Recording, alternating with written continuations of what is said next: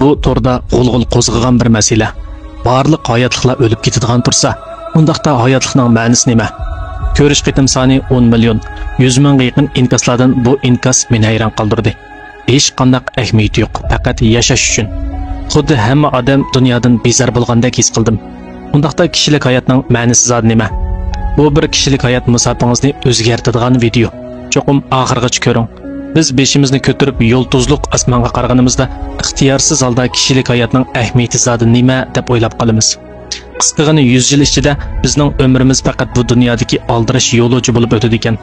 Biz qarmoqqa baxtga intilish yo'lida turganda qilamiz, lekin amaliyotda bugungi kunda biz baxtdan borgan sijroqlab ketdik. Yo'lda hamma odamning qo'shimiz turilib, aldirab tinab yurganingizda bizning baxtga bo'lgan dastlabki maqsadimizga xiloflik qilib, orqadan texmi azobli yo'lga manganligimizni bayqaysiz. G'oyat zo'r turmush besimi bizni demini elib olish fursatiga ega qila olmadi. Tegi taktidan aytganda hammasi bir xat pul. İnsaniyat madaniyati necha ming yillik taraqqiyotni boshdan kechirdi. Pulning oylanishi jamiyatning yuqori sur'atda taraqqiy qilishini ilgari surdi. Hatto hozirgi pul qarshi o'zgarib, yashash pul tepish uchun deyilib qoldi.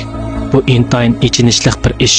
Amaliyotda madaniyat taraqqiyoti texmi ko'p manfaatga erishish uchun emas, balki o'zi erishmoqchi bo'lgan usul bo'yicha oxirgi umrni o'tkazish. Lekin bugungi kunda bu to'limi mushkul. Entropiyaning ko'payish qonuniga asoslanganda har bir odamning to'pig'iga aylanadigan vaqti tug'ilishdan boshlab tutilib bo'lgan bo'ladi. Shundoq bo'lsa-mu, yana nurg'un vaqt va zehn sarf qiladi. Hatto o'z badanini qurbon qilishdan bosh tortmay, shu tangsiz kishilik hayotga erishidi.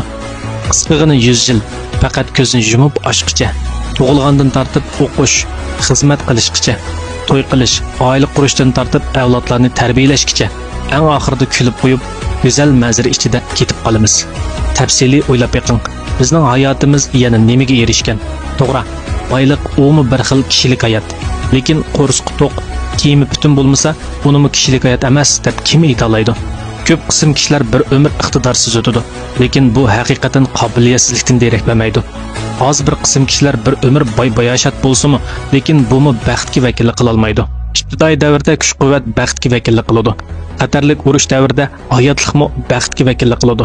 Ko'p sondagi aholi ichidagi baxt har qaysi davr orq ko'rinishida aks etgan ijtimoiy hodisadan iborat xolos.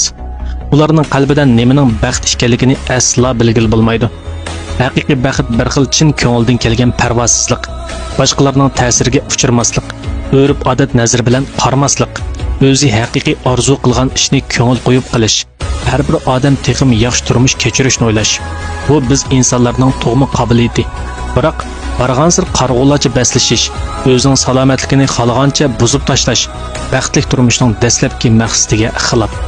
Biz doim o'zimiz ilgari ega bo'lib baxmagan narsalarga intilamiz, lekin ehtiyotsizlikdan hozirgi eng qimmatli daqiqalarga sal qaraymiz.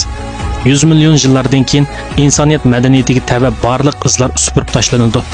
Mayli siz ilgari qanchalik shonliq natijalarni yaratgan bo'ling, mayli siz xo'jayin yoki tilamchi bo'ling, biz mangulik yo'qolib ketamiz. Xuddi azaldan olamda paydo bo'lib baxmagandek. Koinotning cho'ng doirasi ostida inchiklik bilan o'ylab baqsaq, biz insonlar to'g'risidagi barliq narsalarning amaliyotda tilga olg'uchiligi yo'q.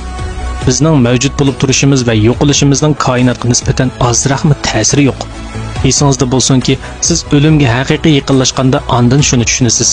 Ma'naviy jihatdagi boyashatlik moddiy jihatdagi dövlnishdan texmi qimmatlik. Bizning subyektiv engimizdagi boylikning amaliyotda hech qanday ahamiyati va qiymati yo'q. Siz bu dunyodan ketadigan chaqda u moddiy va pul amaliyotda ozroq muhim emas. Sizning birdan-bir elib ketalaydiganingiz sizning ruhingiz va aqidangiz, mangu o'chmaydigan ong va ruh.